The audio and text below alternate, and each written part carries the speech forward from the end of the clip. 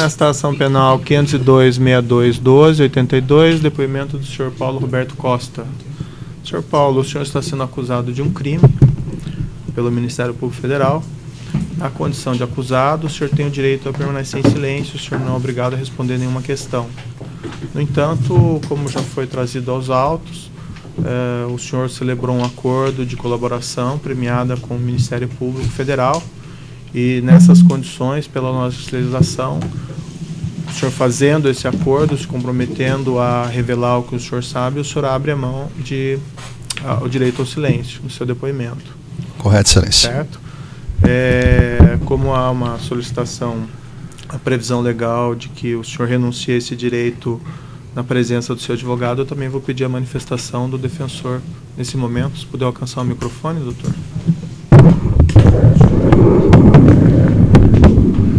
Excelência, isso faz parte, nós não representávamos o senhor Paulo Roberto, mas eu já houve anuência da advogada, então certo, temos que referendar o que já foi decidido. Perfeito. Então, apesar do senhor estar sendo acusado, o senhor não tem o direito de permanecer em silêncio, certo? E eu vou advertir o senhor, esse acordo é celebrado entre o Ministério Público e o senhor, a sua defesa, ele é apenas trazido ao juízo. O juiz tem a tendência de tratar esse acordo com absoluta deferência das escolhas do Ministério Público. No entanto, o senhor, para receber os benefícios previstos no acordo, o senhor tem que necessariamente cumpri-lo. E o que interessa à justiça criminal, acima de tudo, é que o senhor diga apenas a verdade. Correto, certo? Não interessa se essa verdade é boa para a sua defesa, não interessa se essa verdade é boa para a acusação, o que interessa apenas à justiça criminal é a verdade, certo? Correto. E eu vou também lhe advertir que, conforme a nova previsão legal, se o senhor, nas suas declarações, o senhor imputar falsamente crime a alguém, o senhor fica sujeito a uma nova sanção criminal, certo? Perfeito. Então o senhor deve apenas dizer a verdade e aí o senhor tem os benefícios previstos no acordo, certo? Correto, excelência. Senhor Paulo, o senhor pode começar me revelando a sua formação técnica? Eu sou engenheiro mecânico. O senhor ingressou na Petrobras aproximadamente quando? 2 de fevereiro de 1977. O senhor pode me descrever brevemente sua carreira até o senhor chegar à posição de diretor de abastecimento? Posso. Eu ingressei por concurso público, inclusive aqui no Paraná, me formei aqui na Universidade Federal do Paraná. E após a formatura da universidade, entrei na Petrobras para fazer um curso de especialização de mais 1 ano e 4 meses. Esse curso foi parte na Bahia, parte maior no Rio de Janeiro, depois uma segunda parte na Bahia. E comecei a exercer minha profissão no Espírito Santo. Então, cuidando da parte de instalações de plataformas marítimas no Espírito Santo. Depois fui para Macaé, a Bacia de Campos, que é a grande área produtora da Petrobras até hoje. Permaneci em Macaé durante 16 anos. Cheguei em Macaé como engenheiro simples, engenheiro praticamente estagiário, e saí de Macaé em 1995 como superintendente geral da área de produção da Bacia de Campos. Então foi toda um crescimento de chefe de setor, chefe de divisão, superintendente de apoio e tal, até 1995. Em 1995 fui designado para ser o gerente geral da área de exploração e produção da chamada Bacia de Santos e Pelotas. E a gente fez uma sede nova da Petrobras em Itajaí, Santa Catarina. Fiquei lá 1 ano e meio, depois voltei para o Rio de Janeiro, me indicaram para chefiar toda a parte de logística da área de exploração e produção. Depois passei mais uns 6 anos na área de gás natural, até que no mês de maio de 2004, o Conselho de Administração aprovou meu nome para ser o diretor da área de abastecimento. Então, permaneci na área de abastecimento de maio de 2004 a abril de 2012. Foram 8 anos. E me aposentei, em abril de 2012, me aposentei da Petrobras e criei depois, em agosto de 2012, uma consultoria na área de gás e infraestrutura de um modo geral, atividades também outras não afins com a Petrobras, mas de conhecimento meu, principalmente na área de infraestrutura. uma referência na acusação que o senhor teria assumido essa posição de diretor de abastecimento por conta de uma indicação política do ex-deputado federal José Janene. O senhor pode me dizer a esse respeito? Perfeito. Está correta essa colocação. A Petrobras, desde que eu me conheço como Petrobras, as diretorias da Petrobras e a presidência da Petrobras foram sempre por indicação política. Eu dava sempre o exemplo aí nas discussões aí, como general, ninguém chega a general se não for indicado. Você dentro de uma Forças Armadas, você para como coronel e se reforma como coronel. Então, as diretorias da Petrobras, quer seja no governo Sarney, quer seja no governo Collor, quer seja no governo Itamar Franco, quer seja no governo Fernando Henrique, quer seja nos governos do presidente Lula, foram sempre por indicação política. E eu fui indicado realmente pelo PP para assumir essa diretoria de abastecimento. E especificamente pelo deputado José Janene? Pelo partido. Ele, na época, ele era o líder do partido. Ele teve influência nessa indicação. E o senhor tinha alguma relação prévia com ele? Não, nem eu conhecia. Fiquei conhecendo quando houve essa possibilidade de ser indicado para o Conselho de Administração pelo partido. E fiquei conhecendo ele e outras pessoas do partido naquele momento. Eu não o conhecia anteriormente. Esse fato do senhor ser um indicado político, dessa agremiação política, a influência do deputado José Janene na sua indicação, isso era de conhecimento comum dentro da empresa? Sim. Da alta administração da companhia, sim. Inclusive dos outros diretores, do presidente da Petrobras? Sim, a resposta é correta. Como eu sabia também, como eu sabia também que os outros diretores tinham suas indicações e quem tinha indicado. Bem, isso na verdade não há nenhum segredo, é fato normalmente divulgado na mídia. O ex-presidente da Petrobras, o senhor José Gabriel, ele tinha conhecimento que o senhor era, vamos dizer, indicação dessa agremiação política do José Janene?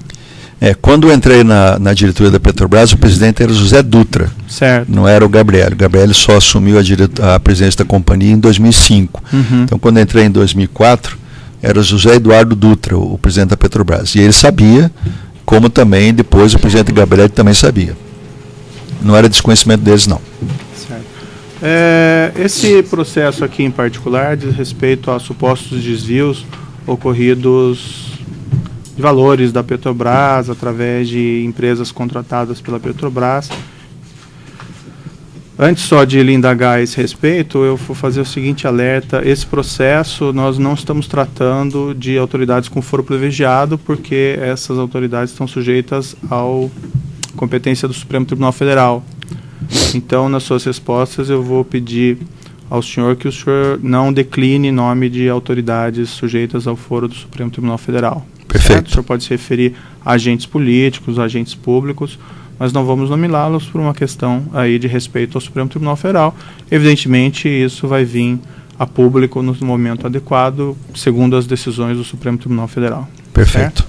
Sobre esquemas narrados aqui pelo Ministério Público de desvios de recursos da Petrobras através dessas empresas por ela contratados, o que o senhor pode me relatar? Muito bem. Na realidade, o que acontecia dentro da Petrobras, principalmente mais a partir de 2006 para frente, é um processo de cartelização. O que significa isso? As grandes empresas do Brasil, e são poucas grandes empresas, que têm condição de fazer uma refinaria, que têm condição de fazer uma plataforma, que têm condição de fazer um navio de processo, que tem condição de fazer uma hidroelétrica com o Belo Monte, Santo Antônio e outras tantas lá no norte do país, que tem condição de fazer uma usina como Angra 3, são pouquíssimas. E essas empresas, não só no âmbito da Petrobras, mas no âmbito, de modo geral, nas grandes obras do país, quer seja ferrovias, hidrovias, portos, aeroportos, o Brasil fica restrito a essas poucas empresas. Essas empresas, então, no âmbito específico da área de abastecimento, as obras, 2004, 2005, nós tivemos pouquíssimas obras, porque o orçamento era muito restrito e também não tinha projeto. Então as obras na área de abastecimento praticamente começaram a partir de 2006. Em 2006 começaram as obras, e as refinarias novas, no caso específico a primeira que vai ficar pronta agora em novembro desse ano, que é a refinaria Abreu e Lima lá em Pernambuco, a parte de terraplanagem dela começou em 2007. Então, vamos dizer, teve um período aí de pouquíssima realização financeira de contratos por não ter nem orçamento nem projeto. Quando começou essa atividade, porque esse recurso era todo alocado principalmente para a área de exploração e produção, que é a área mais importante de qualquer companhia de petróleo. Quando começou então essa atividade, ficou claro para mim, eu não tinha esse conhecimento quando eu entrei, em 2004, ficou claro para mim dessa, entre aspas, acordo prévio entre as companhias, né, em relação às obras. Ou seja, existia, claramente isso me foi dito por algumas empresas, pelos seus presidentes das companhias, de forma muito clara, que havia uma escolha de obras dentro da Petrobras e fora da Petrobras. Então, por exemplo, usina hidrelétrica de tal lugar. Nesse momento, qual a empresa que está mais disponível a fazer? Uhum. E essa cartelização, obviamente, que resulta num delta preço excedente, né? Na área de petróleo e gás, essas empresas, normalmente, entre os custos indiretos e o seu lucro, né, o chamado BDI, elas normalmente colocam algo entre 10% a 20%. Então, dependendo da obra, do risco da obra, da condição, né, do projeto, em torno de 10% a 20% para esse BDI. O que acontecia especificamente nas obras da Petrobras? Por hipótese, o BDI era 15%, então se colocava normalmente em média 3% a mais. E esses 3% eram alocados a agentes políticos. Mas para eu entender, então, as empresas, elas previamente definiam, então, elas tinham condições por esse acerto prévio de definir a proposta de preço que elas iam apresentar? Sim. E nisso elas já embutiam, vamos dizer, na prática, o preço que elas quisessem? Normalmente, como falei, o BDI na faixa de 10% a 20% e normalmente, em média, 3% de ajuste político.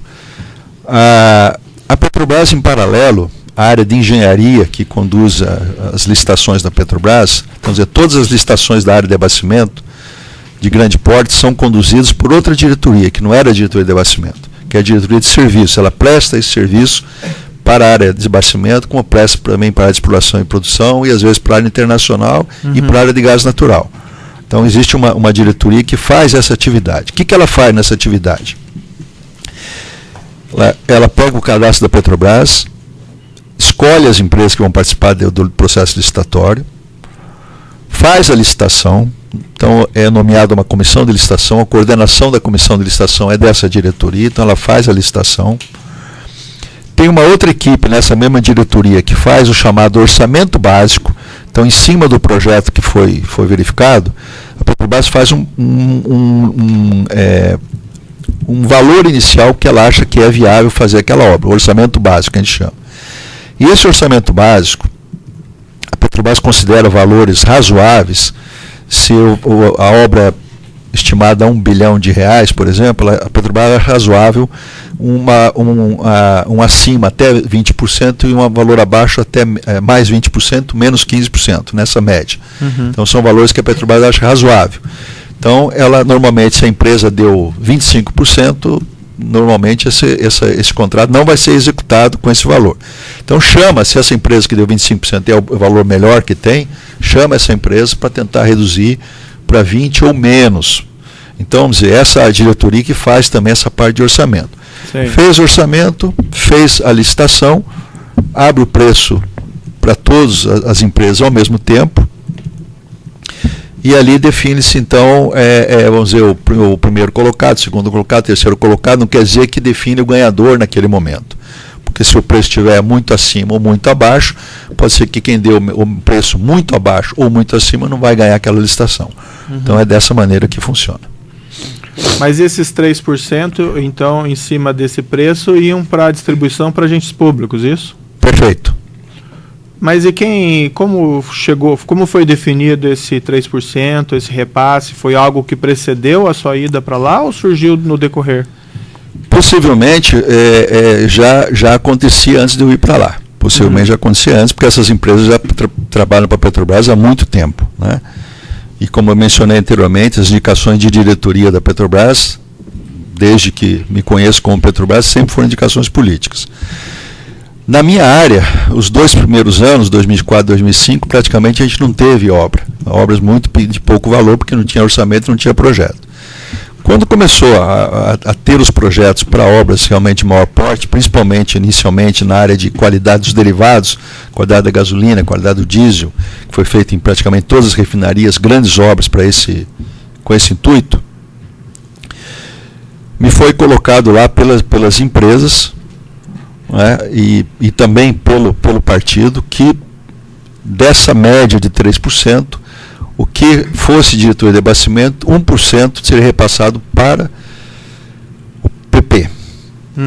E os 2% restantes ficariam para o PP, dentro da diretoria que prestava esse tipo de serviço, que era a diretoria de serviço. Certo. Isso foi me dito com toda clareza. Mas isso em cima de todo o contrato que celebrado pela Petrobras? Não. Em cima desses contratos dessas empresas do cartel. Do cartel. Tem várias empresas que prestam serviço para a Petrobras que não estão no cartel. Então, são empresas de médio e pequeno porte que não têm participação nenhuma no cartel. Esse cartel são as principais empresas, talvez umas 10 empresas aí que participam desse processo. E como que esse dinheiro era distribuído? Como que se operacionalizava isso? Muito bem. O que era para direcionamento do PP, praticamente até 2008, início de 2008, quem conduzia isso diretamente a esse processo era o deputado Zé Janene. Ele era o responsável por essa atividade. Em 2008 ele começou a ficar doente e tal, e veio a falecer em 2010. De 2008, a partir do momento que ele ficou, vamos dizer, com a saúde mais prejudicada, esse trabalho passou a ser executado pelo Alberto Youssef. Em relação ao PP. Certo. E o senhor tem conhecimento, vamos dizer, como funcionava, como esse dinheiro chegava ao senhor Alberto Youssef, os caminhos exatos que esse dinheiro tomava? O meu contato, Excelência, sempre foi a nível de presidente e diretor das empresas. Eu não tinha contato com o pessoal, vamos dizer, de operação, de execução. Então, assinava o contrato, passava-se algum tempo, porque depois de assinado o contrato, a primeira medição que a Petrobras faz de serviço é 30 dias, executa o serviço, a Petrobras mede e paga 30 dias depois. Então, normalmente, entre o prazo de execução e o prazo final de pagamento, tem um gap aí de 60 dias. Então, normalmente, após esses 60 dias, é que era possível, então, executar esses pagamentos. Então, o deputado Zé Janene, na época, ex-deputado, porque em 2008 ele não era mais deputado, ele mantinha o contato com essas empresas, né, com o pessoal também, não só a nível de diretoria e presidência, mas também mais pessoal operacional, e esses valores então eram repassados para ele e depois, mais na frente, para o Alberto Youssef.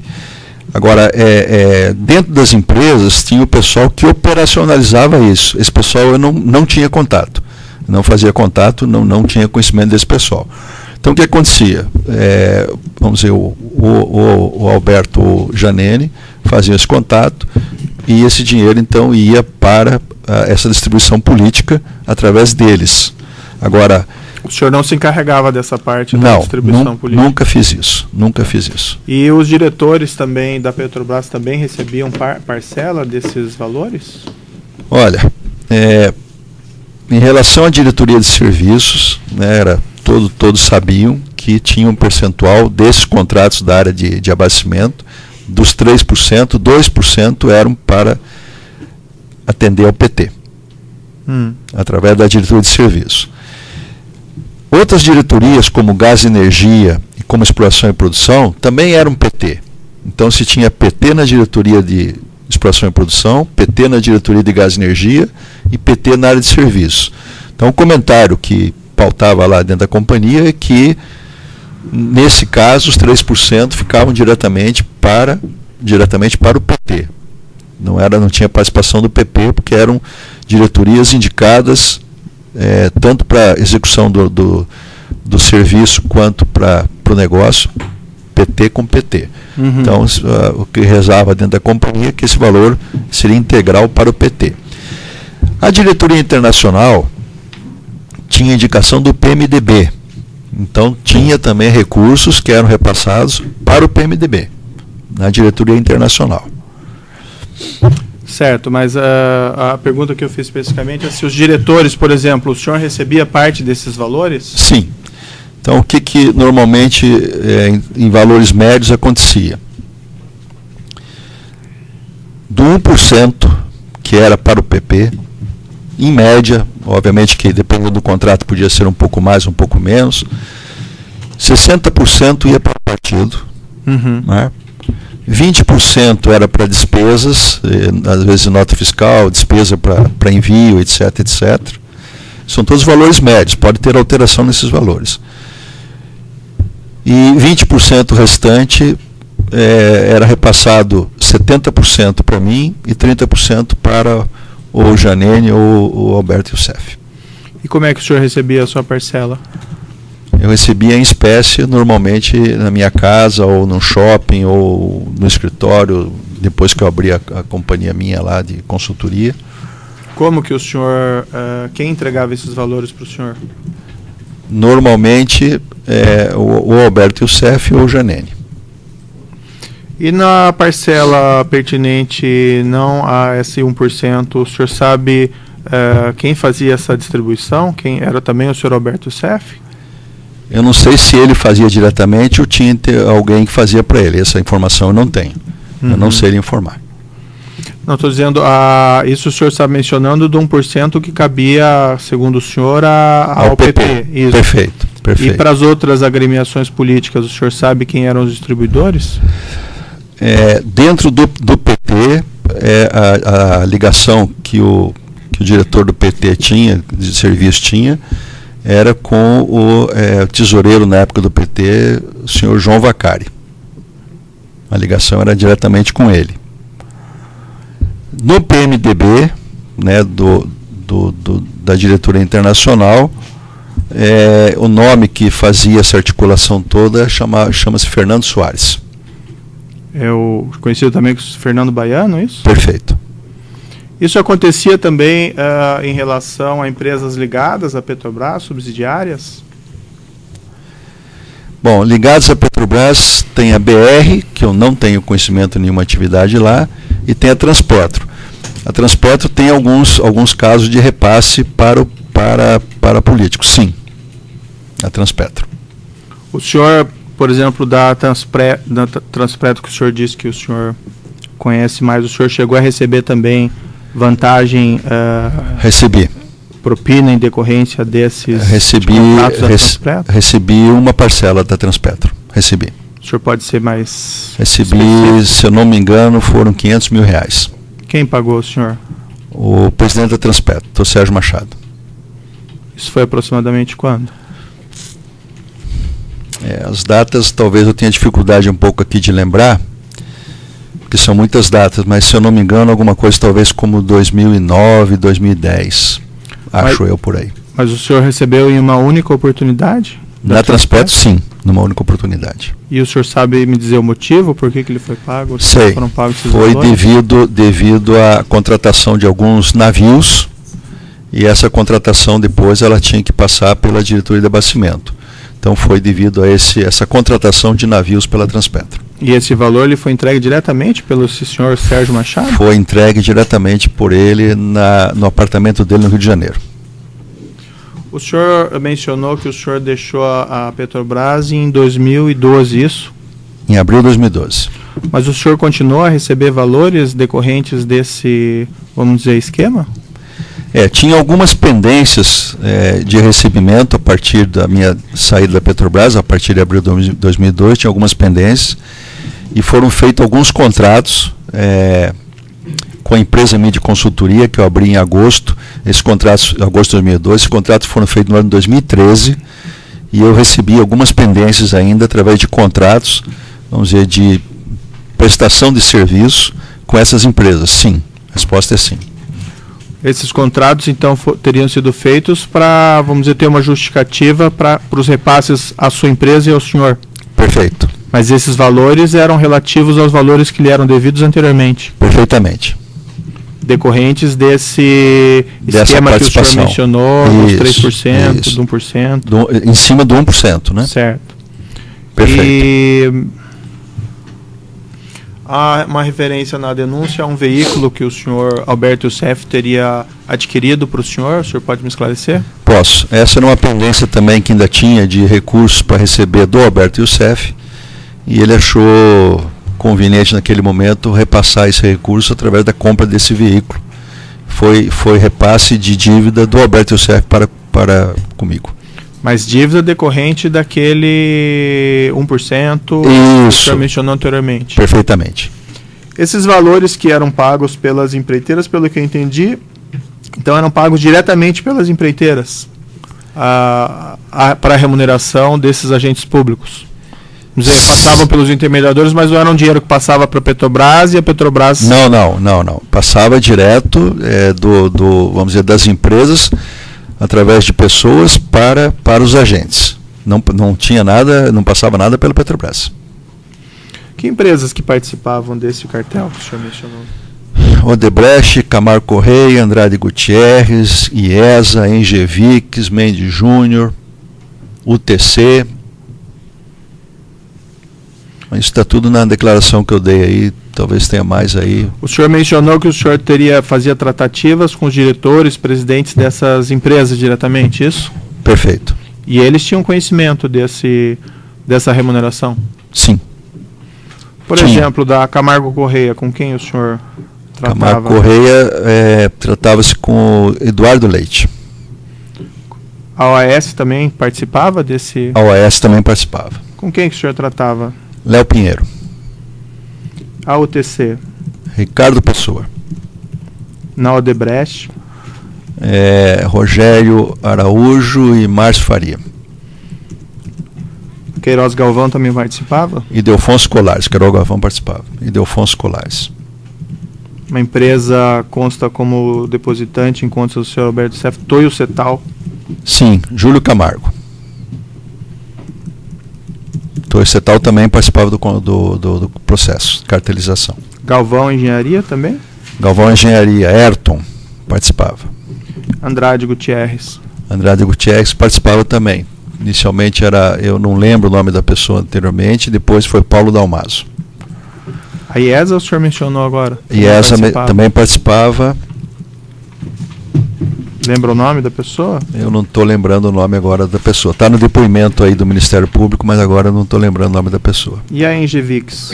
Gerson Almada. O senhor mencionou de passagem, mas para ficar claro, o senhor ocupava a diretoria de abastecimento. Perfeito. Vamos dizer, essa cartelização e esse pagamento desses 3% também era algo que existia nas outras diretorias? Sim. Perfeito. O senhor tem conhecimento se outros diretores, como o senhor, também recebiam valores? Dentro da área de serviço tinha o diretor Duque, que foi indicado na época pelo ministro da Casa Civil, José Dirceu, né? E ele tinha essa ligação com o João Vacari dentro desse processo do PT. Dentro da diretoria internacional era o Nestor Severo, que foi indicado por um político e tinha uma ligação muito forte com o PMDB. Mas o senhor sabe se, por exemplo, o senhor Nestor Severo e o senhor Renato Duque, eles pessoalmente também recebiam valores? Bom, era conversar dentro da companhia e isso era claro que sim. Sim, a resposta é sim. Então esses 3% existiam nessas 3 diretorias, pelo menos? Correto. O processo há uma referência a diversos depósitos que teriam sido feitos por essas empreiteiras em contas supostamente controladas pelo senhor Alberto Youssef. O senhor, na época dos fatos, o senhor tinha conhecimento desse procedimento? Não. A empresa, por exemplo, depositava numa conta controlada pelo senhor Alberto Youssef? Não, porque o que... Vamos dizer, o processo, como se processava isso, eu não tinha conhecimento. Esse processo, como é que o Alberto Youssef trabalhava isso, eu não tinha conhecimento.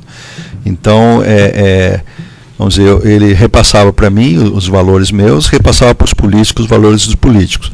Mas eu não tenho detalhes dessa operacionalização. Aí só ele realmente que pode detalhar isso. Os valores que constam especificamente nessa denúncia, que são os depósitos efetuados pela essa empresa Sanco Sider, nessas contas MO Consultoria e GDF Investimentos. O senhor tinha conhecimento ao tempo dos fatos?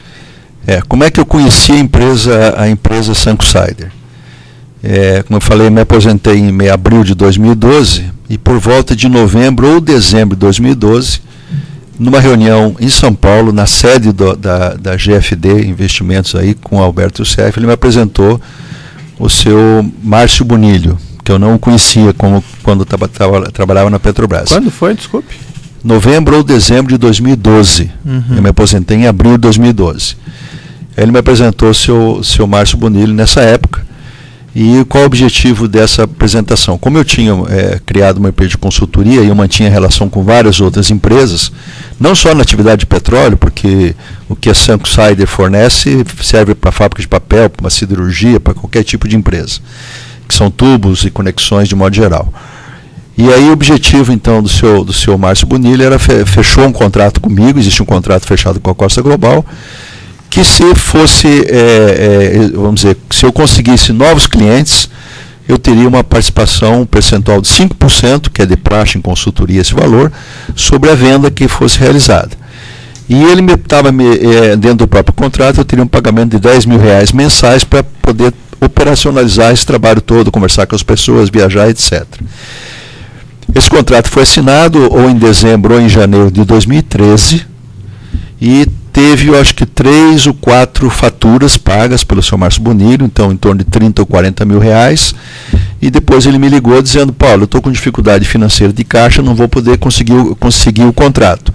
Mas se você tiver algum cliente que tenha sucesso, os 5% continua válido, eu não tenho mais como te pagar os R$10 mil mensais, mas os 5% continua válido.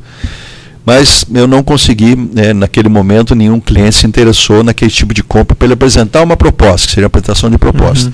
Então eu não tive sucesso em apresentar nenhum cliente a ele. Mas nessa reunião, a primeira pergunta que eu fiz para ele, para o Márcio, foi o seguinte: Márcio, para qualquer cliente Petrobras, se você não tiver seu cadastro na companhia efetuado, você não vai ser nem chamado. Você tem cadastro? Ele falou: não, eu tenho cadastro. Segunda pergunta: você já fornece para alguém das empresas que trabalham para a Petrobras? Ele falou: já forneço para a Camargo Correia. Eu falei: não, então se fornece para a Camargo Correia já é um sinal verde que você pode também fornecer para outras empresas. Mas eu não tenho conhecimento de depósitos e detalhamento de pagamentos da Sanco Sider para GFD ou MO, eu não tenho conhecimento. Mas fiquei conhecendo então o senhor Márcio Bonilho em novembro ou dezembro de 2012, no escritório do Alberto Youssef.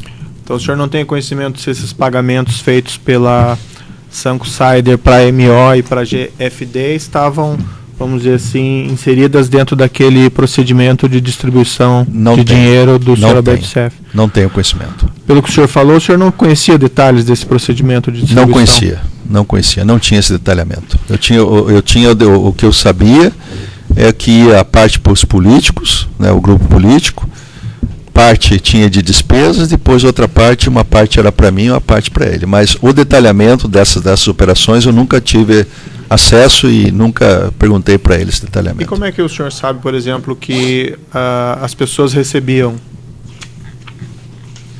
Quais pessoas? Esses políticos, por exemplo, esses agentes públicos, que eles recebiam a parcela deles. Como é que o senhor tinha conhecimento sobre isso? Nós tínhamos reuniões com uma certa periodicidade com esse grupo político, né? E essa periodicidade, então, se comentava: recebemos isso, recebemos aquilo, etc. Na minha agenda, que foi apreendida na minha residência, tem uma tabela que foi detalhada junto ao Ministério Público, e essa tabela revela vários valores de agentes políticos de vários partidos que foram relativos à eleição de 2010. Essa tabela eu copiei no escritório do Alberto numa reunião que eu tive lá com ele. O senhor celebrou esse acordo com o Ministério Público, já foi juntado aos autos, e o senhor faz referência a algum patrimônio?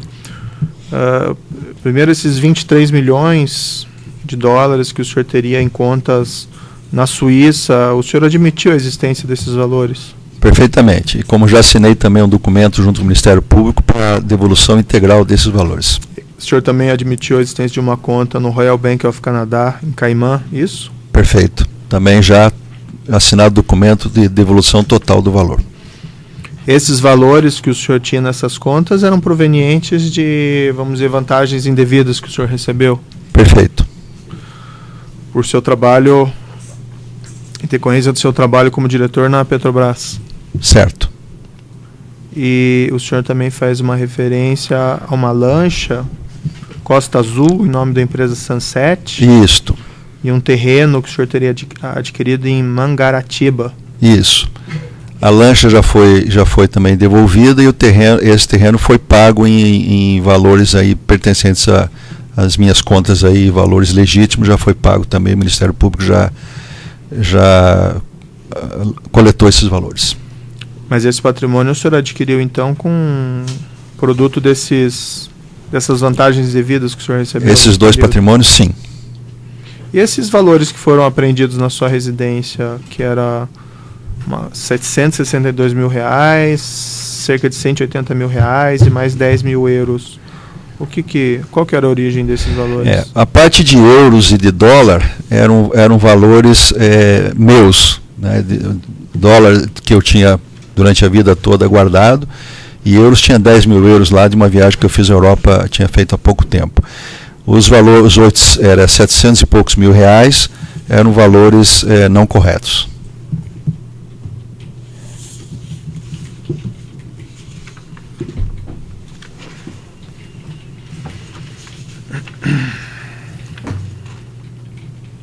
Acho que por hora seriam essas as questões que eu tinha que colocar. Só mais uma última pergunta. Dos acusados desse processo, o senhor mencionou, o senhor conhece o senhor Alberto Youssef, evidentemente, não é? Sim, fui apresentado a ele pelo deputado Jajanene. O senhor mencionou também o senhor Bárcio Bonilho, as circunstâncias que o senhor conheceu ele. Perfeito. Dos demais acusados, eu tenho aqui os nomes de Murilo Tena Barros, o senhor chegou a conhecer? Não cheguei a conhecer. Antônio Almeida de Silva? Também não. Esdra de Arantes Ferreira? Não. Leandro Meirelles? Leandro conheci na carceragem da Polícia Federal aqui em Curitiba. Leonardo Meirelles? Não conheci. Senhor Pedro Argel? Agora eu tenho dúvida quem que estava na carceragem, que era... Não, mas lá na carceragem... É um dos Meirelles que eu conheci. Não tem relevância. Estou perguntando na época dos fatos, Não, né? não. Pedro Arguese Júnior? Não conheci. E Valdomiro Oliveira? Também não.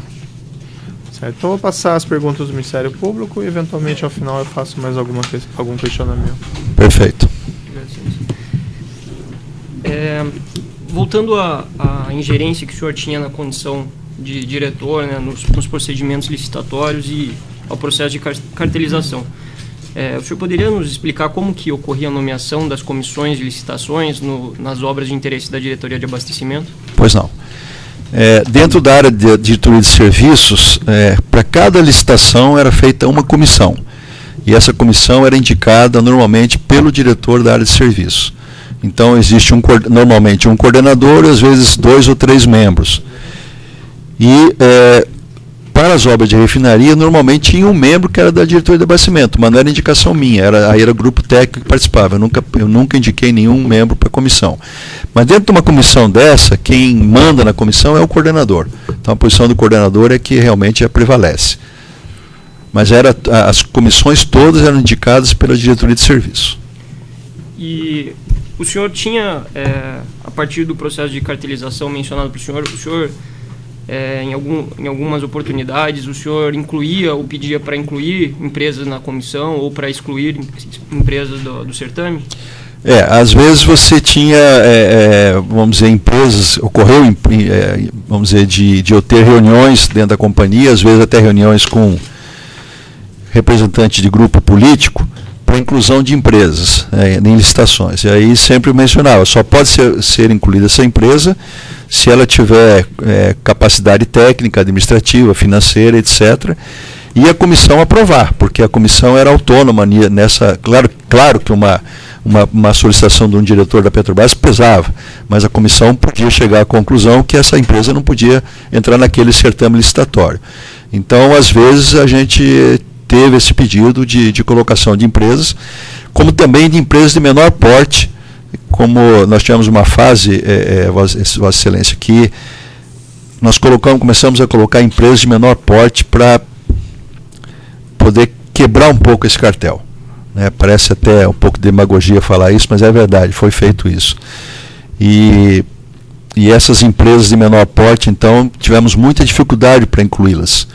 E numa dessas reuniões que eu tive com as empresas do cartel, isso já mencionei anteriormente, a palavra que me falaram foi essa: você vai quebrar caro, porque as empresas não vão dar conta do trabalho que está sendo colocado a elas. E realmente algumas empresas faliram. Algumas dessas empresas faliram, não deram conta, outras foram para frente, mas houveram alguns casos de solicitação minha para inclusão de empresas fora do cartel e empresas para aumentar a concorrência. A resposta é sim. Então, para que a empresa do cartel, a empresa combinada, pudesse vencer o certame, era imprescindível que só participassem daquele certame as pessoas do cartel, seria isso? Agora, às vezes, participaram empresas que não eram do cartel e ganharam a licitação. Isso deixava as empresas do cartel muito zangadas, né? Mas ocorreu esses fatos, de ter empresas que ganharam a licitação que não eram do cartel. Isso aconteceu. Tem vários casos desses. O senhor falou da margem de referência dos contratos, que seria entre menos 15% e mais 20% do valor levantado pela Petrobras. Isso. As empresas tinham conhecimento de antemão sobre esse valor de referência, a partir do senhor, a partir do Alberto Youssef? Não tinham, porque a comissão que fazia o orçamento básico era uma comissão direta à área de serviços, e todas as informações que eu tenho, essa comissão, esse grupo era muito fechado e muito correto. Eu nunca tive nenhuma referência de ter vazamento de informações. E mesmo o diretor qualquer diretor da Petrobras ou o presidente da Petrobras, se solicitasse essa comissão a ter o preço antecipado, a resposta não ia ser positiva, porque eles não iam dar. E isso seria até depois dentro da companhia comentado e ia gerar um desgaste interno dentro da companhia. Então essa comissão tinha autonomia para fazer o orçamento era feito e era trancado lá a 7 chaves dentro da área da comissão. Agora, as fontes de referência, né, para fazer o que a Petrobras usa, ou fazer o que as empresas usam, praticamente é a mesma. Quanto que custa o metro cúbico de concreto colocado em tal lugar, quanto que custa a tonelada de tubo de 10 polegadas, quanto que custa válvulas de X polegadas, de 150 libras, 300 libras, 600 libras. Então, a referência praticamente é a mesma. O que a Petrobras nunca teve e não tem condição de saber é praticamente o BDI, quanto que a empresa vai ter seus custos indiretos, qual é a margem que ela quer para aquele contrato. Aí isso é contrato a contrato. Então a Petrobras estima esse valor. Mas a referência de levantamento de dados é praticamente a mesma, seja a Petrobras ou seja qualquer empresa que vai fazer uma obra para a Petrobras. Então a empresa que for selecionada pelo cartel para vencer um determinado certame, é possível mencionar que ela arbitrava o seu preço próximo aos mais 20%, via de regra, e as outras com valores um pouco superiores? Se fizer um levantamento completo na Petrobras, nos últimos 10 anos, tem muita variação nisso, porque em alguns contratos vamos dizer, o orçamento era muito exíguo, muito curto o orçamento. Então você pode encontrar valores na faixa de 10%, às vezes até valores menores que 10%. Dependendo também do mercado, da situação de mercado. Se as empresas estavam com pouco serviço naquele momento, elas baixavam até o seu lucro para poder não ficar parada. Vamos dizer, acabou uma grande obra aqui no terminal local. ocorreu uma licitação aqui, nesse momento, numa outra obra. Se ela não alocar esse pessoal, ela vai ter que dispensar esse pessoal todo. Então, ocorreram muitas vezes da empresa até reduzir o seu ganho para não ficar parada. Mas, vamos dizer, se falar em valores médios, possivelmente fiquem na faixa de 15% para cima, possivelmente. Mas teria que ser solicitado para a Petrobras um histórico disso, eu não tenho como afirmar aqui com exatidão. O senhor mencionou de também uma etapa quando a empresa fornecia um preço superior a 20% de uma etapa de renegociação. Perfeito. Nessa etapa de renegociação participavam as outras empresas que ofereceram um preço um pouco maior do que... Não. Apenas aquela empresa. Então, a melhor proposta foi 22% a mais que o orçamento básico. Então, o que a empresa normalmente faz? Chama aquela empresa que deu os 22% e tenta negociar a exaustão para reduzir aquele valor para 18%, 15%, alguma coisa nesse sentido. Mas chama uma empresa só, a que deu o menor valor. Se ela chega à conclusão que não pode abaixar nada dos 22%, várias licitações da Petrobras foram canceladas e abre um novo processo licitatório. Claro que tem problema isso, porque no mínimo quase 4, 6 meses à frente você vai perder de prazo no projeto. Mas já ocorreram vários fatos nessa linha. E em relação aos aditivos contratuais, uma vez já adjudicado o objeto do certame, existia esse repasse de 1%, que o senhor mencionou, 3%, na verdade, também em relação aos aditivos? Sim. A Petrobras ela tinha duas escolhas para fazer em relação aos projetos. Concluir o projeto todo, e isso ia demorar muito tempo, ou entregar o projeto básico para as companhias para executarem depois do detalhamento. Normalmente, a Petrobras entrega o projeto básico, a empresa detalha. Então, você não tem, às vezes, exatidão do projeto completo quando se faz a licitação. Se você prevê naquele contrato, por exemplo, gastar 10 mil metros cúbicos de concreto e se gastou 15 mil, vai ter que ter um aditivo de 5 mil metros cúbicos de concreto a mais, medido e a ser pago. E isso tudo, então, o valor do contrato sobe. Então, eu dei o exemplo do concreto, mas vale para qualquer outro item de uma planilha de preço de um contrato desse. E lembrar que um contrato desse são milhares de itens. Então, a resposta é sim. E esses repasses em aditivos também eram operacionalizados pelo Janene e pelo Alberto Youssef? O que fosse do PP, sim. Especificamente sobre o consórcio nacional Camargo Corrêa e a obra da refinaria de Abreu e Lima, o senhor pode mencionar que a construtora Camargo Corrêa participou desse cartel e efetuou esses repasses? Sim. Sim. Nós temos aqui uma planilha que foi apreendida no escritório, relacionando contratos da Costa Global. Ela está nos autos 50, 14, 901, 92, 2014, 404, 7000, evento 42 e o anexo 8. Ela menciona um contrato que teria sido firmado entre a Costa Global e a construtora Comércio Camargo Corrêa no valor de R$100 mil mensais por 30 meses.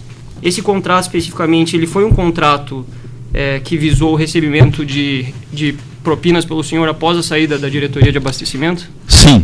Com exceção de uma consultoria que eu prestei a Camargo Corrêa, que eu avalio alguma coisa como R$100 mil, o restante, a resposta é sim. Existe também um outro contrato que relaciona a consultora Camargo Corrêa, de número 10 dessa planilha, que foi celebrado um pouco antes, no valor de R$6 mil por 12 meses. Seria esse que o senhor se refere? Não, fora teve este de consultoria, que é um valor muito pequeno, mas daquele de 3 milhões, aproximadamente 100 milhões foi... 100 milhões. De 3 milhões, aproximadamente 100 mil foi trabalho realizado. E desse valor de 3 milhões, o senhor pode dizer se parte desse valor adveio de recursos recebidos pela Camargo Corrêa na obra da refinaria Abreu e Lima? Eu não posso garantir que seja só Abreu e Lima, porque a Camargo Corrêa prestou serviço a várias outras obras da Petrobras. Eu não tenho como dar essa resposta, porque essa informação eu não tenho. Vou reformular ela, então. O senhor, esse cálculo do percentual que era devido ao senhor depois da saída da diretoria de abastecimento, ele foi efetuado de acordo com as obras que ainda estavam em andamento, seria isso? Vamos pegar o exemplo específico aí da Camargo Corrêa. A Camargo Corrêa estava executando o serviço dentro da refinaria Abreu e Lima.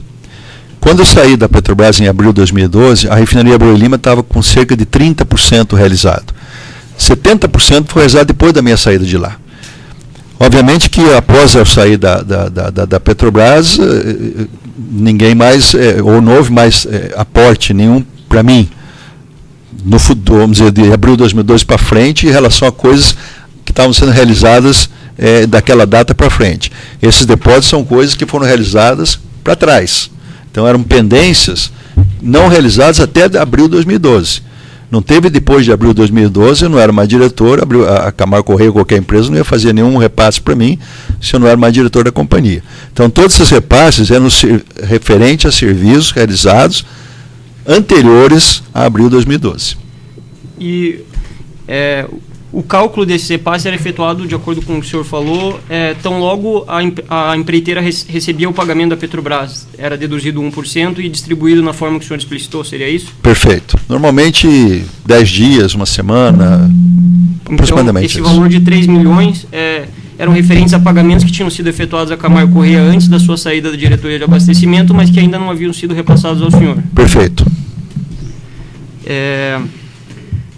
O senhor sabe dizer se esse pagamento de 3 milhões foi efetuado, até quando, integralmente ou parcialmente? Já foi efetuado, foi feito integral. Até final de 2013, ainda tinha uma pendência e foi quitado em final de 2013. Houve um adiantamento, então, porque a previsão era de 30 meses. Houve um adiantamento. Perfeito. Sobre o cartel, as empresas cartelizadas que o senhor mencionou também reuniões periódicas. O senhor participava dessas reuniões? Não. Nunca participei. O Alberto Youssef, o senhor tem conhecimento se ele participava dessas reuniões? Acredito que não. Não tenho conhecimento que ele participava, mas acredito que não participava. O objeto específico dessas reuniões era definir quem iria vencer determinadas obras da Petrobras, seria isso? Sim. Não só da Petrobras, mas das obras do Brasil todo. E como que essa informação de quem iria vencer chegava ao senhor e Alberto Youssef? Não chegava, só sabíamos disso quando era feita a licitação. Não tinha essa informação prévia. Eu nunca tive. Só quando a licitação era realizada.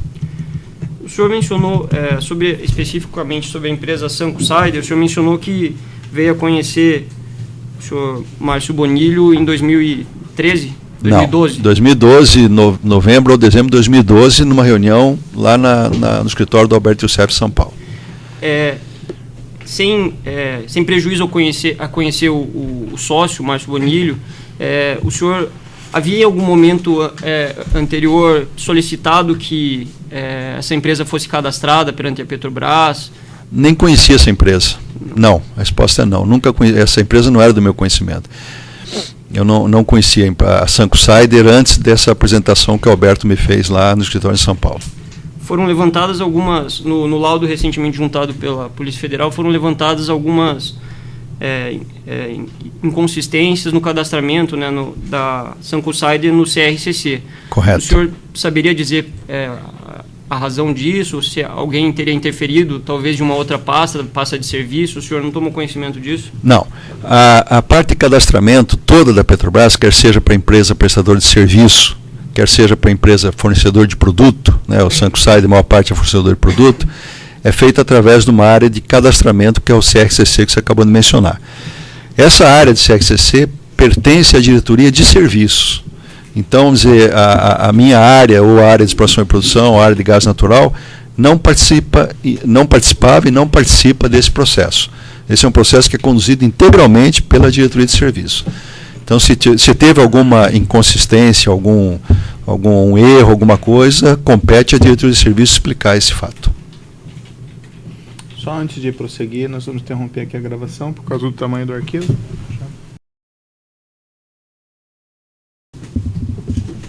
Então, nessa ação penal 502.6212.82, continuidade do depoimento do senhor Paulo Roberto Costa, continuidade das perguntas do Ministério Público. Obrigado, senhor.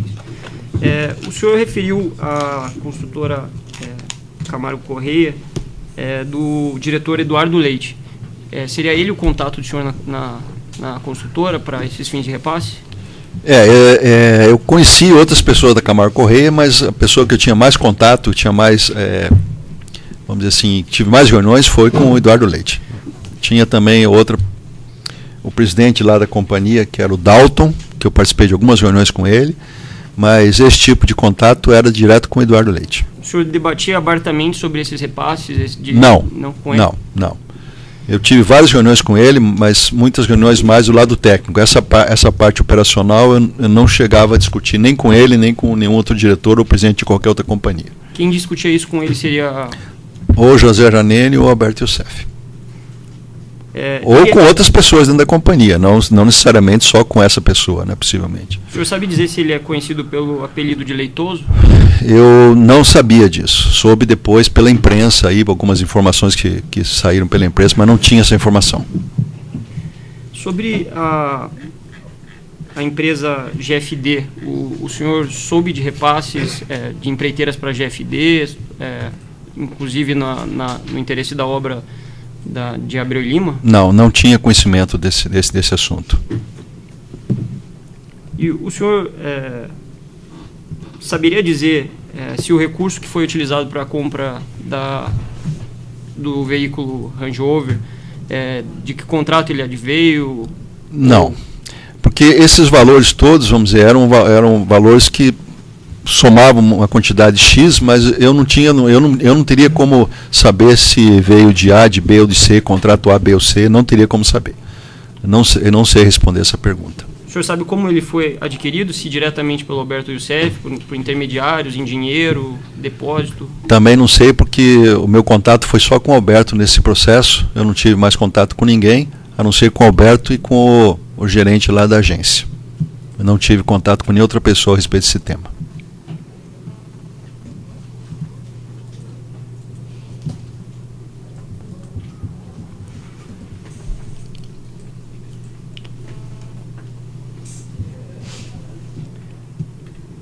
Seria isso.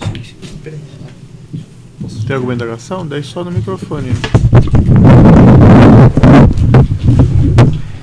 Senhor Paulo, em relação, o senhor ocupou a função de conselheiro presidente do conselho de administração também da companhia, da Abreu e Lima? Sim. Cabia o senhor fazendo como presidente do conselho de administração? Na realidade, a refinaria Abreu e Lima S.A., ela foi criada visando a possibilidade da PDVSA entrar dentro da refinaria. Então foi criada uma empresa chamada Refinaria Abreu e Lima S.A., onde a PDVSA teria condição de participar até 40% desse empreendimento. Nós tivemos N reuniões com a PDVSA no Brasil, na Venezuela, a nível de governo, né, na época presidente Lula, presidente Chaves, depois presidente Dilma, etc. E nunca se viabilizou a entrada da PDVSA na refinaria. Tanto que depois que eu saí da companhia, acho que um ano, talvez um pouco mais de um ano atrás, a Petrobras incorporou essa refinaria dentro dos ativos da Petrobras, descartou de vez a possibilidade da PDVSA participar. Então esse conselho da Abreu e Lima, na realidade, era um conselho formal, porque era pela legislação, teria que ter esse conselho. Mas todos os contratos da Abreu e Lima foram aprovados na diretoria da Petrobras.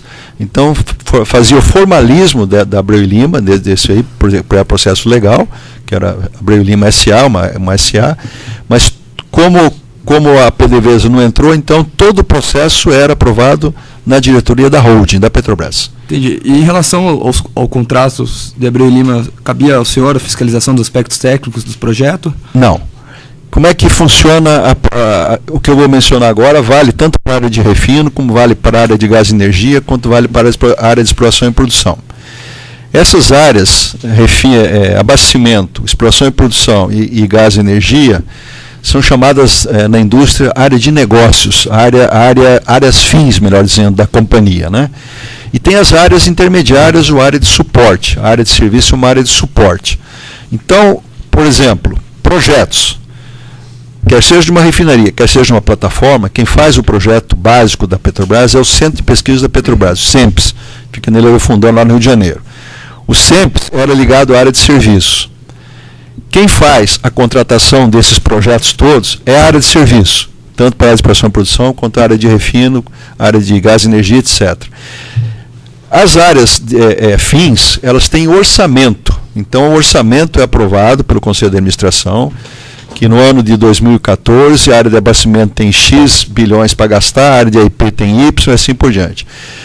As áreas fins contratam a área de serviço para prestar esse serviço de contratação, de fiscalização da obra. Então, os fiscais da obra não são da área de abastecimento, não são da área de exploração e produção, são da área de serviço. Até entrega chave na mão. Então, a área de serviço entrega, faz o projeto, faz a execução da licitação, executa a obra, chave na mão. Então, é dessa maneira que a Petrobras funciona.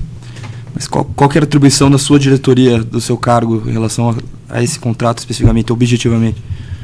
O que era a refinaria Abreu e Lima? O que eu participava? Primeiro, obviamente que tinha técnico meu que acompanhava o projeto, né? Embora fosse feito no SEMPS, os técnicos acompanhavam o projeto. Na licitação, possivelmente tinha um membro da comissão de licitação que era da área de abastecimento. Na fiscalização, a fiscalização era da área de serviço, que fazia a medição e fazia o pagamento e fazia o aditivo. Mas o meu pessoal acompanhava por quê? Porque o orçamento era meu. Entendi. Então, o acompanhamento que nós tínhamos era em relação à parte orçamentária. Muito orçamentária.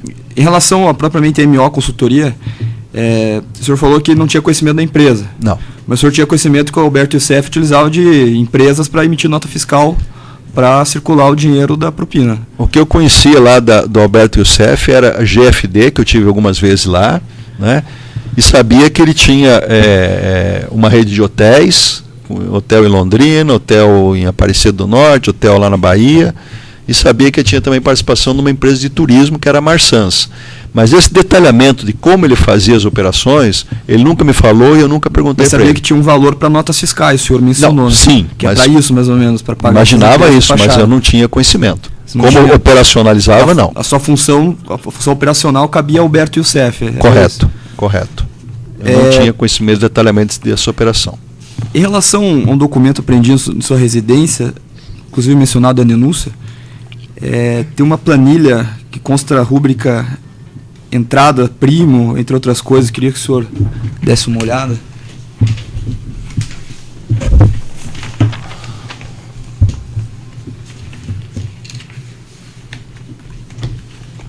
Foram valores que o Alberto Youssef me mandou. Qual é a página da denúncia, doutor? Qual que é a página? 13. Página 13.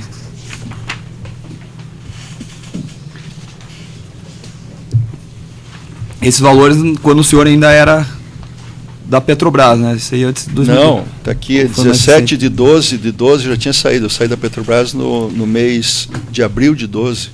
Eram valores atrasados, seria? Valores atrasados. Tá. Em relação à folha 14 da denúncia, é mencionada aqui uma outra planilha apreendida na sua agenda, que tem o nome das empreiteiras, né? Queria que o senhor desse uma olhada e me explicasse.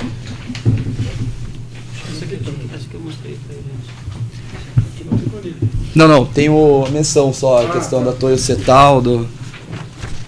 Na hora de rodapé, isso? Isso aí é outra coisa. Folha 14, acho que a nota de rodapé, que é a referência do Ministério Público. Não, tá no meio da folha 14. No meio? Tá. Isso, relação a uma planilha que faz menção Toyo Cetal, tá, já conversei com o candidato. O que significa essa planilha?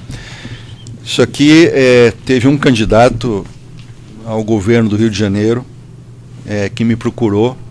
Eu já tinha saído da Petrobras, só que foi agora, início do ano de 2014.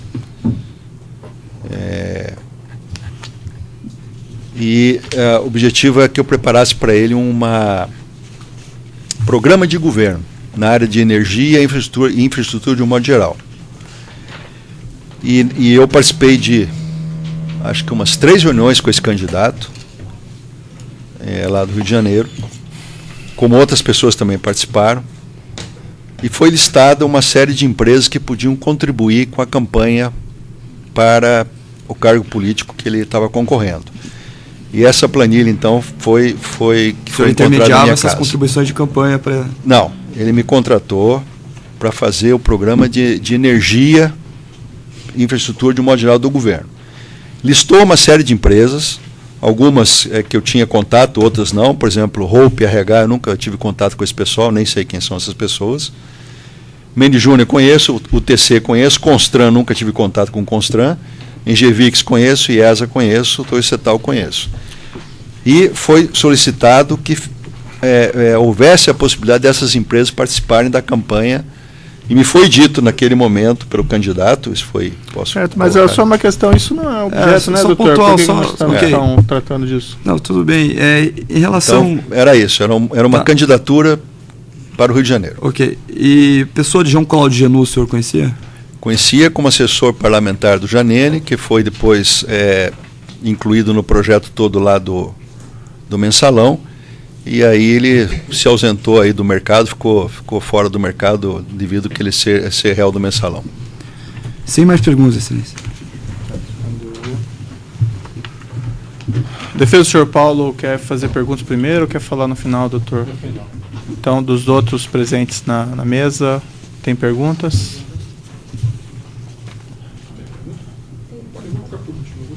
Posso virar? Eu prefiro que o senhor responda olhando para frente mesmo, o senhor não precisa virar ouvidos.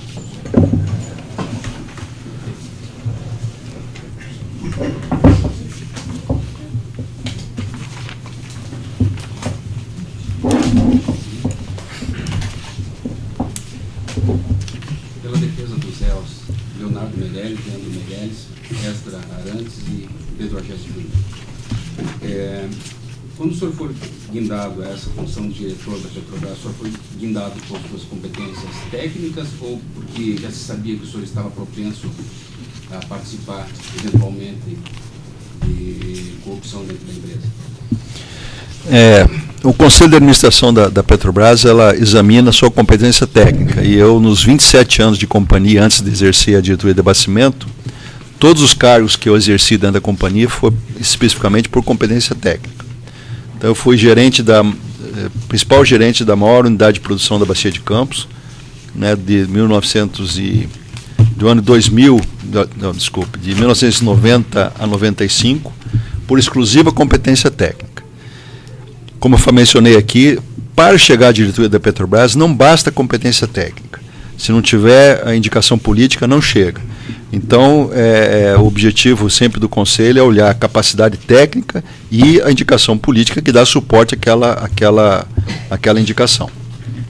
Antes de o senhor ser convidado para ocupar essa diretoria, houve um contato prévio com o senhor por parte de algum político, sem relatar evidentemente o nome?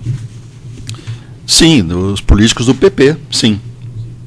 E eles, de alguma forma, lhe disseram que o senhor precisava contribuir com o partido, ou eles simplesmente lhe disseram que o senhor assumiu uma diretoria e fazer um trabalho sério, honesto? Não, o objetivo foi dito que, obviamente, que o partido tinha interesses. Eu mencionei, desde que eu analise e veja que é possível ter essa participação, sim. Se eu achar que não, não. Mas é óbvio que nenhum partido indicou nenhum diretor da Petrobras só pela capacitação técnica dele. E já existia, antes do senhor assumir essa diretoria, um histórico de outras diretorias que participavam nessa divisão de valores? Eu não sei se ficou claro isso. Eu não posso te confirmar, porque antes de que eu assumi a diretoria em abril de 2004, eu não posso te confirmar, porque antes eu não participava da diretoria, eu não tenho como eu responder a sua pergunta. Na sua colaboração premiada, o senhor relatou todas as eventuais contas fora do país na qual o senhor depositava recursos que recebia por meio das propinas? Todas. Tem alguma pessoa que não seja diretamente ligada à sua família ou ao senhor que tenha sido relacionada? Não. O senhor conhece um cidadão chamado Lúcio Bolonha Funari? Não. Não conhece? Estou satisfeito. Vou pedir para declinarem sempre a defesa do acusado específico. Pela defesa de Valdomiro de Oliveira, tudo bem, Sr. Paulo Roberto? Tudo bem. Essa denúncia aqui do processo qual o senhor é acusado, ela narra uma movimentação financeira entre as empresas supostamente controladas pelo Alberto Youssef, que serviriam para, em tese, lavar dinheiro fruto de corrupção e peculato nas obras da refinaria Abreu e Lima. Pelo que o senhor disse hoje no seu depoimento, é correto afirmar que essa movimentação, na verdade, era necessária para que se efetivasse esses 3% que o senhor comentou que já era previamente agendado? Eu acredito que sim. Então, essa movimentação toda era para poder concretizar os 3%, sendo 1% para PT, 2% para PT. Só que eu não tenho detalhamento de como é que se processava isso em termos do 2% do PT. Esse detalhamento eu não tenho. Mas o senhor sabe que a movimentação toda tinha uma finalidade específica de concretizar esse valor que era previamente agendado. Sim. É correto dizer que não haveria início de obras no caso da refinaria Abreu e Lima se não houvesse esse ajuste prévio dos 3%? Não haveria início de execução? Não, como eu mencionei aqui, a refinaria Abreu e Lima tem dezenas de contratos e um grande número desses contratos não tem empresas que participavam do cartel. Então você tem vários serviços lá que foram feitos por outras empresas que não tinham participação do cartel. São só contratos relativos ao cartel, isso o senhor mencionou, né? Exatamente. Então eu só posso falar sobre isso dos contratos das empresas que participavam do cartel. Nem todas as empresas, e como falei, se pegar os contratos da Abreu e Lima, são talvez mais de 50 contratos, e várias empresas não tinham participação no cartel. Tá certo. E o destino, após o repasse aos partidos, quem eram as pessoas? Não, daí, doutora, entra aquela questão, né, que nós acabamos de conversar. Mencionar. Porque faz parte, excelência. Sim, mas eu acabei de mencionar que isso é competência do Supremo Tribunal Federal. Mas aí a gente vai fragmentar o depoimento dele? Não, veja bem, isso o juízo já definiu que vai ser objeto de apuração pelo Supremo Tribunal Federal, não vai ser objeto dessa audiência. Então está exercer o contraditório, excelência, se eu não sei. Doutora, está indeferida essa pergunta, eu tenho que explicar de novo. Então, está consignado, né? Está gravado.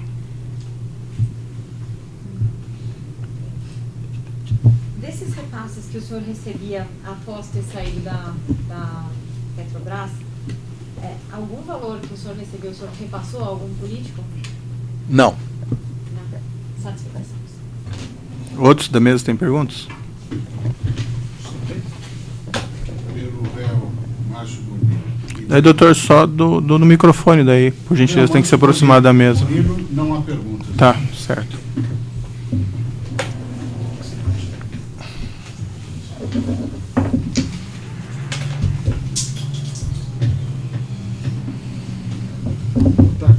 Boa tarde.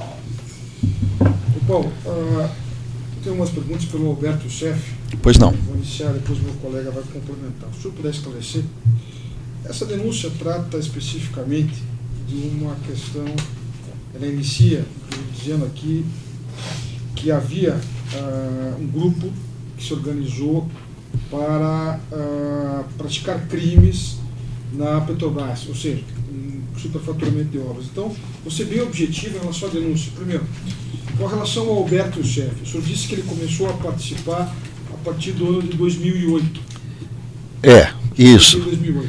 Eu não conheci ele um pouco antes, mas até o início de 2008, o José Janene que comandava o processo. Ou seja, o Alberto Chefe, então, esse processo vamos dizer assim, um acerto entre as empreiteiras e a Petrobras, não iniciou com o Alberto Chefe. Ele não teve poder nenhum para iniciar esse processo. Mas o processo foi iniciado pelo Zé Janene. Pelo Zé Janene. Tá? O Alberto Chefe tinha a função exclusivamente de operacionalizar a entrega de valores? Se o senhor detalhar só qual era a função dele.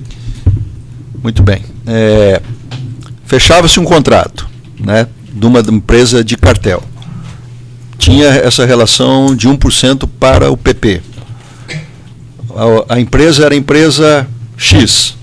Então o Alberto Youssef ia lá conversar com algumas pessoas dessa empresa, não posso precisar se é a nível de diretor ou de presidente ou um gerente financeiro, isso eu não tenho como te precisar.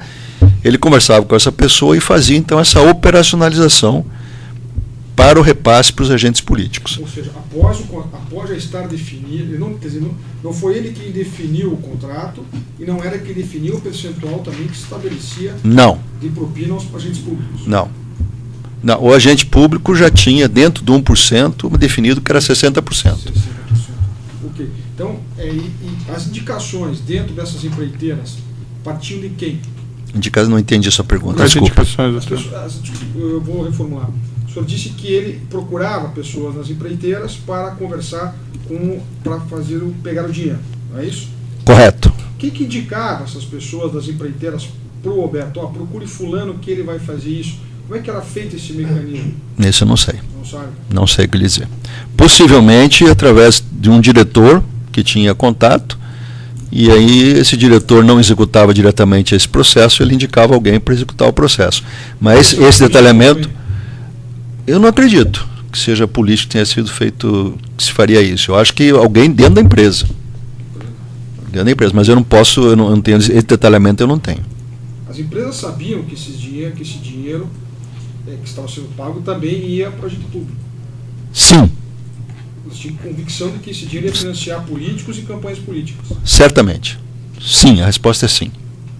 Ou seja, esse esquema, me perdoa a expressão, mas já foi usado aqui, de propina, era também usado para financiar políticos brasileiros e o esquema de campanha de políticos. A resposta é sim. Em 2010, o senhor disse que esse esquema financiou campanhas políticas. Sim. Várias campanhas? Várias. Inclusive majoritárias? Não, aí não vamos entrar nessa questão, doutor, né? Nós estamos... Não, aí... Não disse a campanha, doutor, não disse de quem. Doutor, dá indeferida a questão, doutor. Eu concordo com ela que esse sistema acaba prejudicando um pouco o meu cliente. Bem, mas o seu cliente é um político ou é o senhor Roberto Youssef? A partir do momento que ele tem... Está indeferido, doutor. Essa defesa de competência é complicada, excelência. Bem, não fui eu que criei, doutor, essa competência. Enfim, vamos continuar. O senhor confirma que houve, então, superfaturamento na obra da Hebreu Lima? Eu confirmo que, além do BDI, né, que as empresas colocam, são seus custos indiretos, mais o seu lucro, essas do cartel, vou repetir de novo aqui, não são todas as empresas, são empresas do cartel, colocaram, em média, esse percentual a mais para poder atender interesses políticos. O senhor Roberto Youssef, tido como um doleiro nos autos aqui, ele abriu alguma conta para o senhor ou só entregava os valores? Só entregar os valores. Alguma vez ele participou de alguma manobra que fizesse ocultar o seu dinheiro? Não. Nunca fez isso? Não. Só a função dele era pegar o dinheiro e entregar? Era. Mero repasse? Era. Então, essas contas que estão lá fora não foi ele que abriu? Não. Certo. Eu estou satisfeito, senhor. A defesa do próprio acusado tem questões? Doutor, tem questões? Alguma colocação sua? Não, sem perguntas. Eu posso fazer mais, né? Só para esclarecimento, pela defesa de Márcio Bonilho, foi questionado pelo colega que as empresas tinham conhecimento acerca desses repasses para fins de patrocínio de partidos, de políticos. Quando você menciona as empresas, são as construtoras. As empresas do cartel. As empresas do cartel. Não, quero ficar muito claro. Então me desculpe, é que eu não entendi. Certo. Mais alguma questão?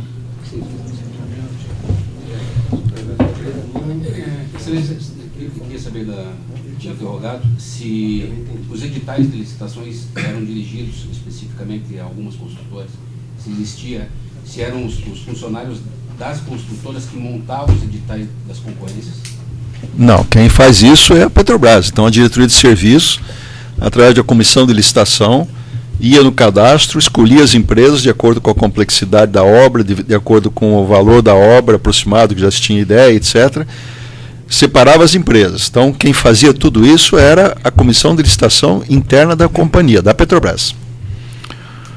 Uns esclarecimentos adicionais do juízo. O senhor mencionou esse pagamento desses 3% por esse cartel de empresas, mas qual que era a motivação desse pagamento? O que elas ganhavam? Por que elas faziam esses pagamentos? Essas empresas, Excelência, eles tinham interesses não só dentro da Petrobras, mas em vários outros órgãos de governo, né? Vários órgãos de governo, a nível de ministérios ou a nível de secretarias, etc., composta por elementos dos partidos.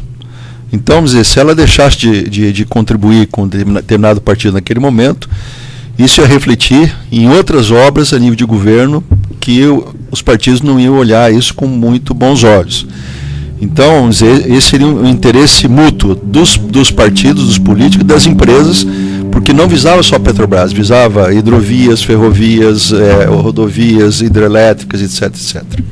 Mas também teria por alguma motivação, vamos dizer, impedir que a Petrobras quebrasse esse cartel, tomasse alguma providência em relação a isso? A Petrobras até que tentou, mas o número de empresas grandes no Brasil é muito pequeno. Uhum. Né? Então, vamos dizer, como eu falei, eu coloquei em algumas licitações, algumas empresas de menor porte, fui taxado naquele momento lá de doido por alguma dessas empresas do cartel, que eu ia quebrar minha cara, essa foi a palavra que foi usada, eu ia quebrar minha cara, porque as empresas não iam dar conta do serviço. E algumas realmente faliram, várias empresas faliram, como Santa Bárbara, como a IT, como Tenace, empresas quebraram nos contratos com a Petrobras.